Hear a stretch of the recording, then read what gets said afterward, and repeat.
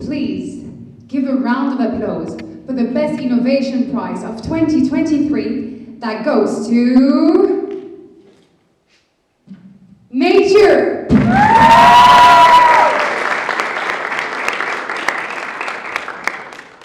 Nature is the most complex and intricate creature sufficient in itself.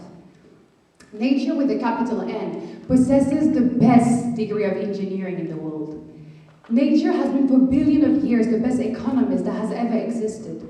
In short, nature keeps beating all records in every field, until men started thinking that nature and money work best when they're not united. For the past 2 centuries, schools, society, institutions have taught us that nature and money, we cannot have both. And it's true. You earn money and find jobs in urban areas, such as in towns, where there's no nature. And when there's nature, such as the rural areas or the countrysides, there's no money, because there's just simply no jobs. Well, today, I will prove to you through the concept of biomimetics that it's been 260 years that the world has been lying to you.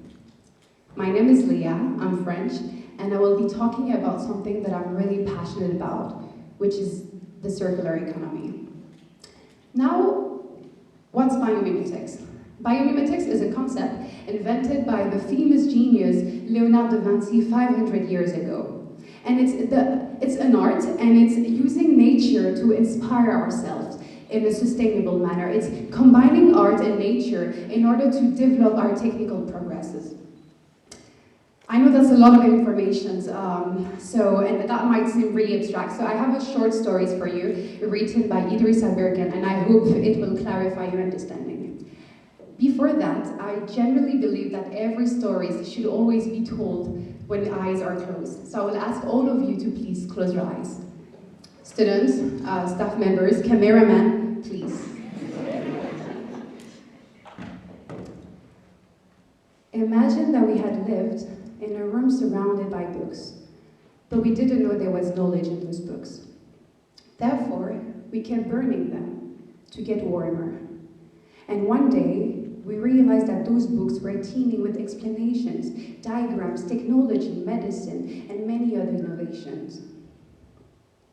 In this context, the library represents nature, and biomimetics is the science that says nature is a library.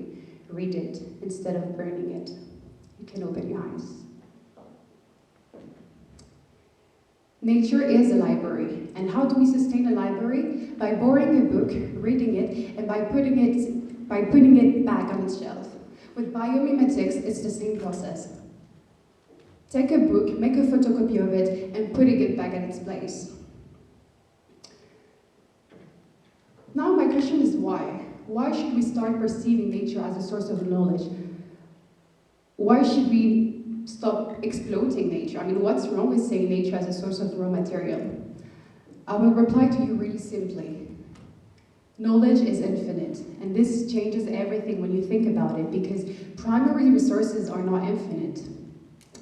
Therefore, if we base our development on primary resources that are limited, there's a problem, because there will be a contradiction between primary resources that are limited and development that is technically and hopefully a long process that never really ends.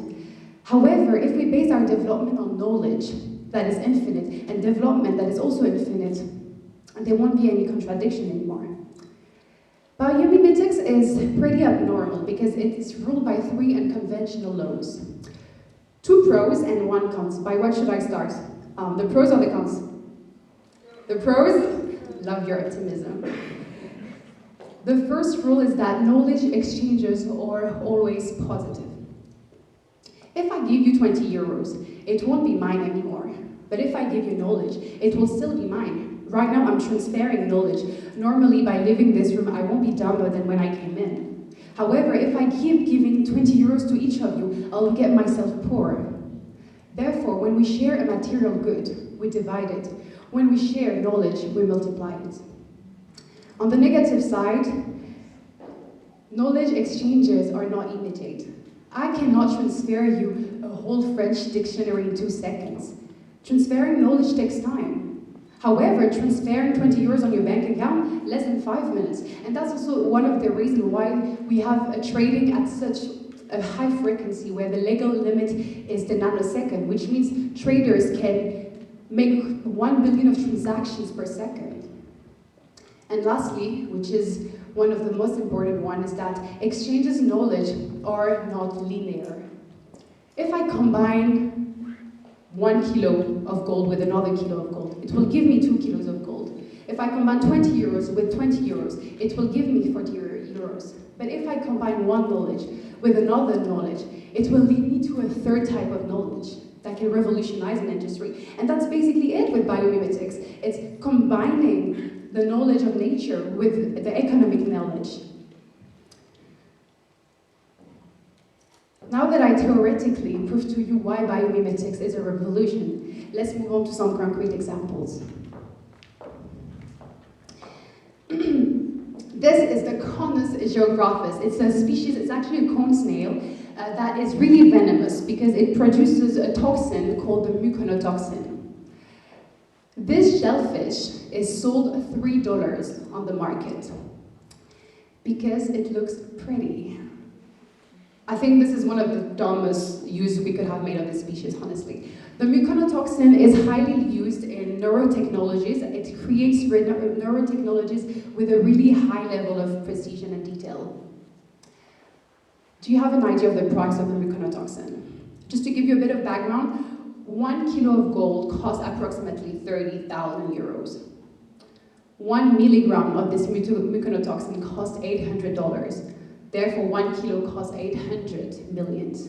So that means the gold is 25 times cheaper than this muconotoxin.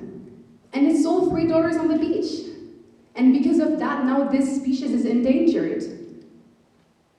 I mean, I learned biomimetics by heart, but honestly, whenever I say that, I'm still shocked because it's aberrant and it illustrates how we keep burning nature. Let's move on to the second, this is my favorite one, the peacock mantis shrimp. There's a law in nature that says usually the most colorful species are the most dangerous one. This shrimp is not taller than your thumb, but can break your arm or your hand. Thanks to the small hammer it has right over there. The acceleration of the hammer has such a high velocity that it has the velocity of a bullet in the water.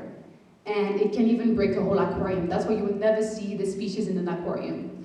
It has such a high pressure that it even creates sparks in the water that has the same heat as the surface of the sun, according to Oceania. And based on that, because the heat is so high that it creates a bubble of air in the water. And this is called the supercavitation. And what happened, that's when it's getting interesting, Russia got inspired from that to innovate a torpedo that could be fit in that bubble of water, to be much faster in the water. So here we have the torpedo, and this is the supercavitation, where now it can go at, 150 kilometers per hour. If nature is a library, each species is a book. And right now I talked about the hammer section, but I can also talk about the eyes. Dogs have 2 cones. We humans beings have 3. That means dogs are colorblind compared to us. Guess what? This species doesn't have 4, doesn't have 5, doesn't have 6 cones, which would already make a big difference. This species has 16 cones. Just imagine the supervision it has. Imagine the level of precision it provides. You see how colorful it is? It's nothing compared to what it can see. And therefore, Americans got inspired once again from that to conceive a bio-inspired camera that could detect the cancerous cells in our bodies. And that's one of the reasons why now we can detect cancers in our bodies much faster, with a better level of precision.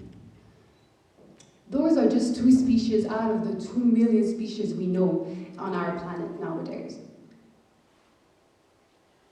Nature has just the best CV. Nature, we have to recruit it, because nature produces much better than we do. We have to work with nature, and we have to stop looking at it as an enemy or try to protect it once in a while when we feel like our carbon emission is increasing.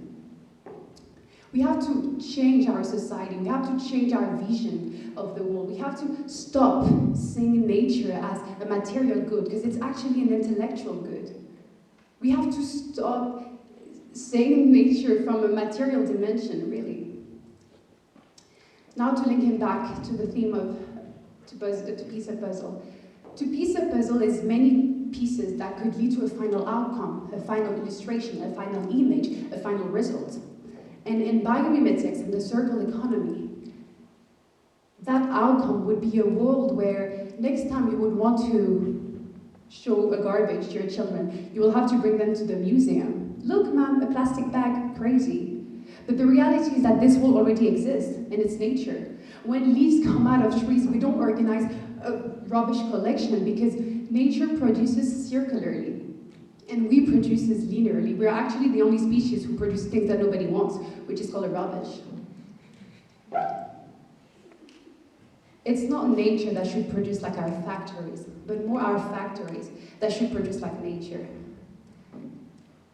And as nature inspired me, I hope my TEDx inspired you. Thank you.